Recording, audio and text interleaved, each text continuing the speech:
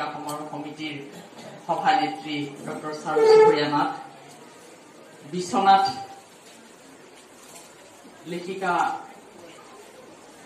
বিশ্বনাথ শাখাৰ লেখিকাৰ সভানেত্ৰী বৰঠাকুৰ বাইদেউ, তেজপুৰ শাখাৰ সভানেত্ৰী কল্পনা কলিতা বাইদেউ আৰু উপস্থিত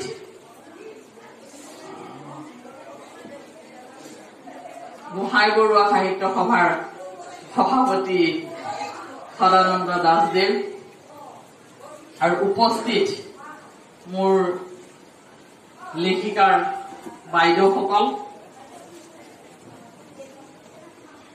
এই আজিৰ অনুষ্ঠানৰ ওচৰ চুবুৰীয়া সকল, মই সকলোকে শ্ৰদ্ধা নিবেদন কৰিছো।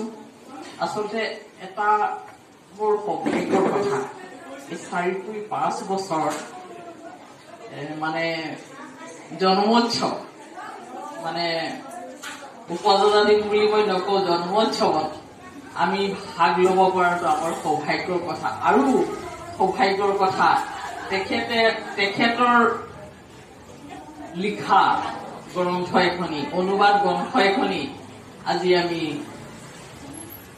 এই অনুষ্ঠানত উন্মোচিত হৈছে। আৰু সেইটো আমাৰ কাৰণেই নহয়, এটা অসমৰ কাৰণে এটা সৌভাগ্যৰ কথা। যিটো সময়ত মানুহে লোকৰ ওপৰতেই ভৰসা কৰি চলে, তেখেতে শাৰীৰিক কিছু যদিও ভৰসা কৰিবলগীয়া হয়, কিন্তু কলমৰ ক্ষেত্ৰত কাকো ভৰসা নকৰাকে অলপ আগতে ওচৰ চুবুৰীয়া নাথদেৱে কৈছে যে আমাকেই লেখাৰ তাগিদা মাৰে। তো এই প্ৰেৰণাদায়িনী মাতৃগৰাকী, মোৰ মাতৃ সদৃশ্য মাতৃগৰাকী কিমান জনক যে প্ৰেৰণা যোগাইছে। আজি মই অহাৰ আগতে পদুমী বৰদলৈ বাইদেউ সুধিলো, বাইদেৱে মানে কৈ থাকে আঁতৰত নিনিলেও ওচৰে পাজৰে গলে তোমালোকে লৈ যাবা। মই আধা ঘণ্টা আগত কৈছো এনেকা কথা, যাব নেকি? কৈছে আগতে নকলা দেখোন। কৈছো আগতে মনত নপৰে এইবিলাক কথা। তাৰপিছত কৈছে মোক পঢ়োৱা বাইদেউ হয়, তো 7 নে 8 বাইদেউক পঢ়াইছিল। তো কৈছে মই গলে বহুত ধন্য মানে, গতিকে তেখেতকো মই লগত লৈ আহিলো। আৰু আমি সঁচা কথা কবলৈ গলে আমি সেইদিনলৈ জীয়াই থকাটো ভাবিব পৰা নাই, কিন্তু লেখনিটো যে আৰু ভাবিব নোৱাৰিম চাগে।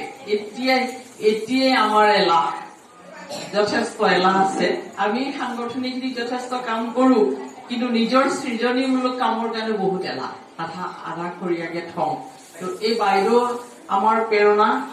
আজি গলে যেন আমি আকৌ ৰাতি কাম কৰিব পাৰিম, তেনেকা এটা মনোভাৱ হৈছে। নহলে কাইলৈ কৰিম বুলি ভাৱ এটা থাকে আমাৰ। তো সেই বাইদেউ 40 বছৰ জীয়াই থাকক আৰু আমাক তেখেতৰ সৃষ্টিৰাজি আমাৰ হাতত দিয়ক, অসমৰ ৰাইজৰ হাতত দিয়ক। আৰু অসমৰ বাকী লোকৰ উপৰিও অসমৰ মহিলা সমাজ, অসমৰ লেখিকা সমাজ যথেষ্ট তেখেতৰ পৰা প্ৰেৰণা পাইছে, পাব। আৰু ময়ো জনা নাছিলো তেখেত যে এগৰাকী মানে সাংবাদিকত আছিলে। গতিকে মই এই আপাহতে তেখেতক মই শ্ৰদ্ধা নিবেদিছো। আৰু বাইদেউৰ কলম যাতে ঈশ্বৰে থমকি নুৰুৱাই, হাত দুখন আৰু মানে নিজৰ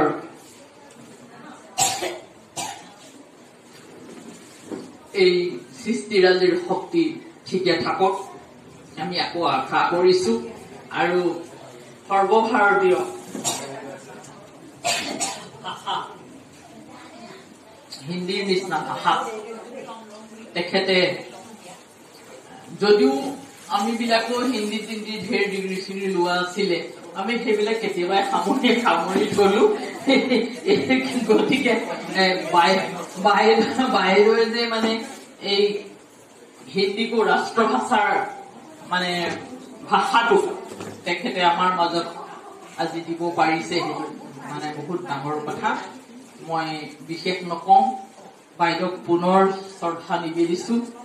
আৰু তেখেতৰ কাপ যাতে কেতিয়াও মানে থমকি নৰকে আশা কৰি পুনৰবাৰ সকলোৰে আমাৰ প্ৰত্যেকৰে আয়োজন বাইদেউৰ তাত আৰু ক্লাছ হৈ মানে আমাক দিয়ক সেই আশা কৰি মোৰ বক্তব্য সামৰিছোঁ। ধন্যবাদ।